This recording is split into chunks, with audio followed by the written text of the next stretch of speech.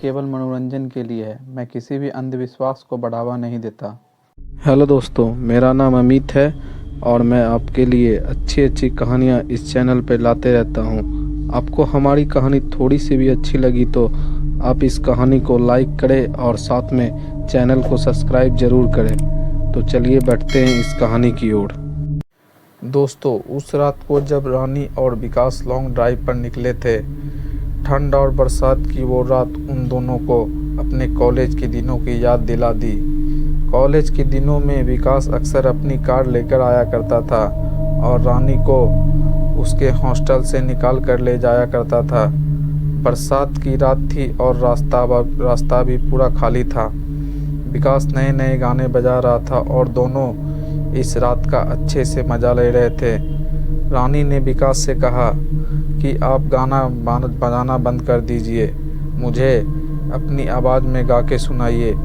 विकास ने गाना बजाना बंद कर दिया और वो खुद गाने लगा। साथ में रानी भी गाना गाने शुरू कर दी। अब दोनों साथ में गाना गा रहे थे और अपने लॉन्ग ड्राइव का मज़ा ले रहे थे। अचानक विकास का ध्यान सामने गया। विकास को कुछ परछाई सी दिखी और वो जब तक अपनी गाड़ी मोड़ता तब तक वो परछाई उनके गाड़ी से ज़ोर से टकराकर चली गई। विकास ने तुरंत ब्रेक लगाई। अचानक हुई इस घटना से रानी काफ़ी डर जाती है। वह डरते हुए विकास से पूछती है, विकास क्या हुआ, हमारी गाड़ी से क्या टकराया?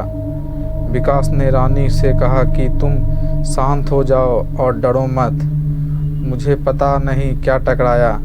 अचानक से कुछ सामने आया। मुझे ऐसा लगता है कि शायद कोई जानवर होगा, रास्ता पार करने के चक्कर में हमसे टकरा गया होगा। तुम यहीं बैठो, मैं देख कर आता हूँ। विकास गाड़ी से बाहर निकला। जैसे ही उसने गाड़ी के आगे पहुंचकर देखा तो वैसे ही उसके होश उड़ गए और वो बहुत बुरी तरह से कांपने लगे। विकास थोड़ा नीचे झुका और फिर से खड़ा हो जाता है। विकास की शक्ल पर खौफ दिखाई दे रहा था। अपने पति की शक्ल खौफ को देखकर रानी काफ़ी डर गई थी और उसे पता चल गया था कि कुछ तो बुरा ज़रूर हुआ है। काफ़ी समय तक दोनों के बीच खामोशी रही। उस वक्त रास्ते पर बरसात की आवाज़ के सिवा और कोई आवाज़ सुनाई नहीं दे रहा था। रानी ने अपने तरफ की कांच धीरे से नीचे की और थोड़ी हिम्मत से विकास को पूछ ही लिया कि क्या बात है, तुम इतना चुप क्यों खड़े हो? विकास ये सुनते ही रानी के पास आया और बोला, रानी बहुत बुरा हो गया है। रानी, आखिर क्या बुरा हुआ है? विकास बोला, मैंने एक इंसान को कुचल दिया है। रानी चिल्लाते हुए बोली, तो क्या हुआ, वो जिंदा है? हमें उसे अस्पताल ले जाना चाहिए। विकास बोला, अफसोस, गाड़ी की टक्कर से वो मर गया। मैंने उसकी नब्ज देखी, वह बंद पड़ी गई थी। उसे अस्पताल ले जाने का कोई फ़ायदा नहीं है। रानी चिंता भरे आवाज़ में बोलती है, तो अब हम क्या करेंगे? विकास, पुलिस को फ़ोन करो, उन्हें ये सब बात बता देते हैं। विकास ने रानी से कहा कि अगर हमें ये बात पुलिस को बता दी कि वो हमारे गाड़ी के सामने अचानक से आ गया था और उसकी मौत हो गई, पुलिस आसानी से नहीं मानेगी। मुझे नहीं लगता है कि ये बात पुलिस को बताना चाहिए। पुलिस इस केस को सीधे ड्राइविंग में लापरवाही बताएगी और अगर इसके परिवार वाले हुए तो वो भी हमसे पैसा निकालने की पूरी कोशिश करेंगे। बरसों कोर्ट के चक्कर लगाएंगे और पैसे चले जाएंगे। वो अलग, मेरे एक दोस्त के साथ भी ऐसा ही हुआ था। रानी ने पूछा, तो अब हम क्या करेंगे? विकास ने कहा, हमें जल्द से जल्द इस लाश को ठिकाने लगाना होगा। रानी ने विकास से कहा कि अगर पुलिस हमें इसे ठिकाना लगाते हुए देख लेगी तो हम तो बहुत बुरी तरह से फंस जाएंगे। विकास ने रानी से कहा, तो फिर अब क्या करें? इसकी लाश को यहीं छोड़ देते हैं। अगर पुलिस को कोई सुराग मिल गया हमारे खिलाफ तो क्या करेंगे? रुको, मुझे एक आइडिया आया।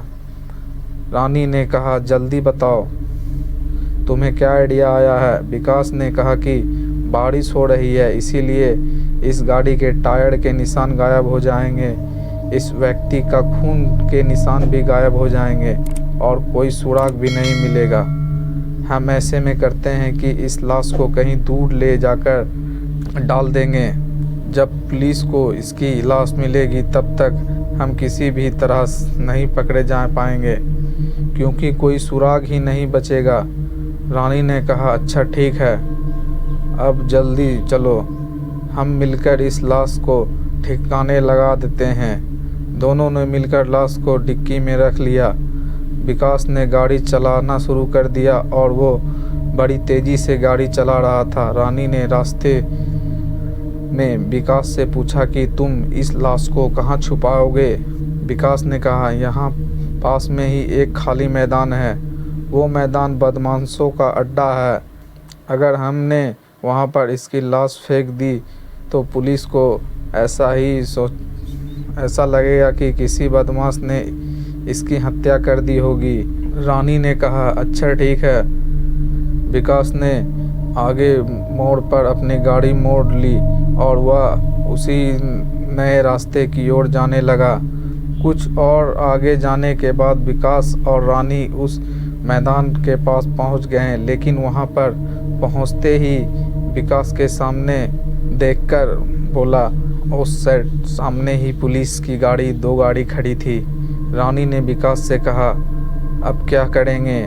विकास ने रानी से कहा कि तुम डरो मत, हम बस पुलिस को सामने ऐसा बर्ताव करना है जैसे ही हम एक रोमांटिक सैर पर निकले हैं। रानी ने कहा, अच्छा ठीक है, हम बिल्कुल ऐसा ही बर्ताव करेंगे। विकास गाड़ी आगे ले गया और पुलिस ने उसको रोकने का इशारा किया। एक पुलिसकर्मी विकास के पास आया और विकास ने कांच नीचे कर दिया। पुलिस ने विकास से कहा कि अपना लाइसेंस दिखाओ। विकास ने तुरंत अपना लाइसेंस दिखाया और पुलिस ने विकास से पूछा कि कौन हैं आप? आपकी पत्नी है ये? इतनी रात को यहाँ क्या कर रहे हो? तुम्हें पता नहीं है कि ये जगह खतरनाक है? अपने डर को हंसी में के जरिए छुपाते हुए विकास ने पुलिस से कहा कि जी ये मेरी पत्नी है, यह इनका आईडी है, हम दोनों लॉन्ग ड्राइव के लिए निकले थे, मुझे लगता है कि मैंने गलत रास्ता लिया है। पुलिसकर्मी ने कहा, अच्छा ठीक है, या दोबारा मत आना, चलो अब तुम्हारी डिक्की खोलकर बताओ। विकास चौंकते हुए कहा, सर डिक्की क्यों? पुलिस वाले ने कड़क आवाज़ में कही कि हमें जानकारी मिली है कि कुछ तस्कर यहीं से अपना माल ले जाने वाले हैं, हमें जांच तो करनी ही पड़ेगी, चलो गाड़ी का डिक्की खोलो। पुलिस की ये बात सुनकर रानी और विकास के पसीने छूटने लगे। विकास चाबी लेकर गाड़ी से उतर गया। हवलदार टॉर्च लेकर खड़े थे। विकास बहुत परेशान हो रहा था, पर उसके पास और कोई चारा भी नहीं था। विकास ने चाबी लगाई और डिक्की खोल दी। हवलदार ने डिक्की में टॉर्च मारी और चिल्लाकर कहा, साहब डिक्की में कुछ नहीं है, खाली है। यह सुनकर विकास हैरान रह जाता है कि आखिर ऐसा कैसे हो सकता है।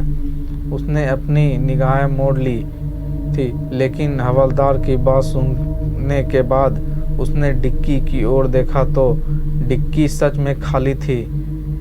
विकास को पुलिसकर्मी ने कहा, ठीक है सर, आप जा सकते हो। सीधे जाकर गाड़ी में बैठ जाता है। वो कुछ नहीं बोल रहा और दोनों निकल गए। रानी ने पूछा, हम कैसे बचे? तुमने क्या किया? विकास ने कहा, मैं कुछ नहीं जानता हूँ। जब डिक्की खोली तब वहाँ खाली मिला, खून का धब्बा भी नहीं था।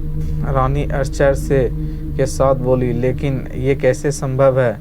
विकास ने कहा, कुछ नहीं जानता हूँ और जानना भी नहीं चाहता हूँ। रानी ने कहा, मैं भी इसके बारे में और कोई बात नहीं करना चाहती हूँ। दोनों ने तय किया कि अब हम दोबारा कभी भी बरसात की रात में लॉन्ग ड्राइव पर नहीं निकलेंगे। दोस्तों, आपको यह कहानी कैसी लगी आप कमेंट में ज़रूर बताएं। जय हिंद।